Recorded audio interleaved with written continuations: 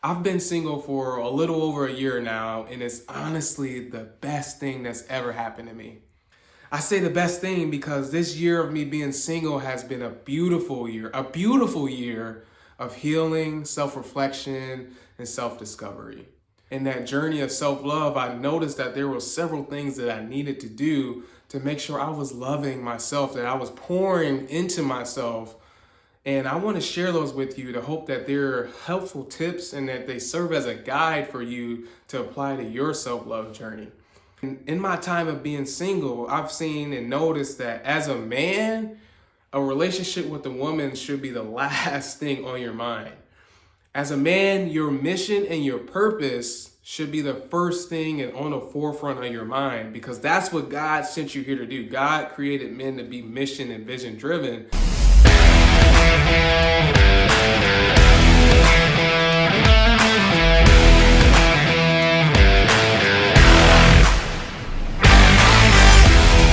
What's going on, everybody? I'm Wisdom Morris, the lead speaker here at Wise Wednesday, where we focus on encouraging, motivating, and developing the mindset of those who feel like life has been beating them down. And today I came to have a conversation with that person that's wrestling with the idea of being single right now. A conversation with the person that is going through that feeling of wanting and longing for unconditional love.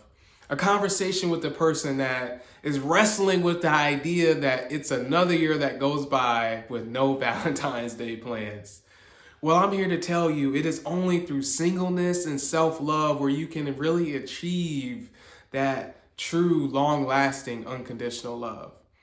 I've been single for a little over a year now, and it's honestly the best thing that's ever happened to me. I say the best thing because this year of me being single has been a beautiful year of healing, self-reflection, and self-discovery.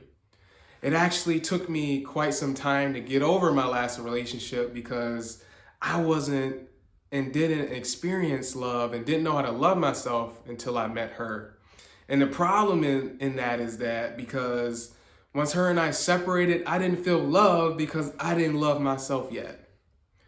I actually went through a time of deep darkness and deep depression because I felt like I had lost my sense of identity and purpose as a man once her and I separated.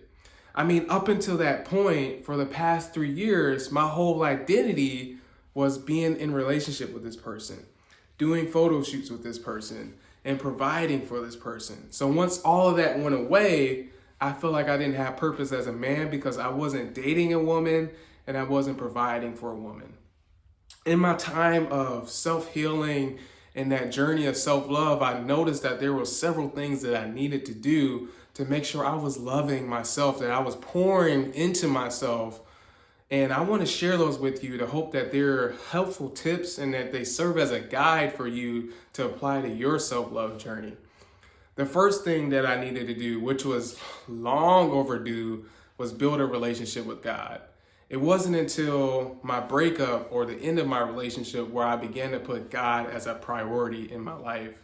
If you're someone that's not a Christian or you don't maybe happen to believe in God, I recommend building a relationship with something that you consider is a higher power than you. In my relationship building with God, I began to attend church regularly, and I also began to actively serve in my church. This allowed me to utilize my gifts and my talents from God for God's kingdom. And once I started doing that, I began to experience God's love, which is a love like no other. Once I began to build that relationship with God, it was time for me to put my mission and my purpose, prioritize my mission and purpose in life first.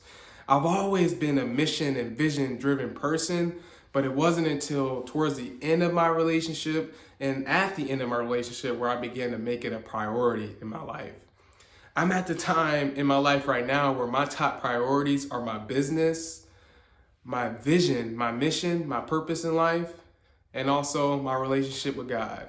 Everything else goes to the wayside. It comes second. And in my time of being single, I've seen and noticed that as a man, a relationship with a woman should be the last thing on your mind. As a man, your mission and your purpose should be the first thing and on the forefront of your mind, because that's what God sent you here to do. God created men to be mission and vision driven. And once you are following your mission and your vision, God will bring the woman in your life that you're supposed to be with. And that woman is going to be the woman that helps you achieve and complete the mission. So if you're a man out there and you're single, like, I want you to hold on to what I said. Please follow your mission and God will bring the woman that you're supposed to be with. The last thing that I did to overcome that fear of being single was to date myself.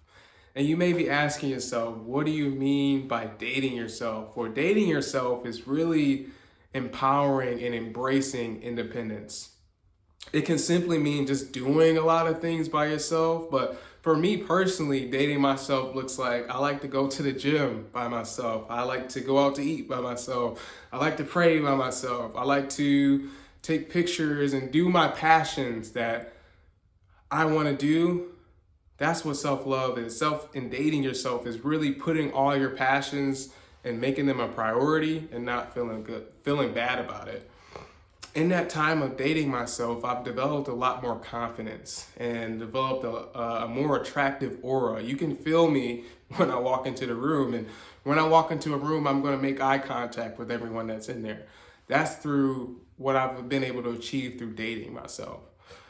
Now that I've went through that process of healing and really going through that journey of self-discovery, I understand that God made it sure that I met the woman that I was in my last relationship, but I wasn't meant to be with her.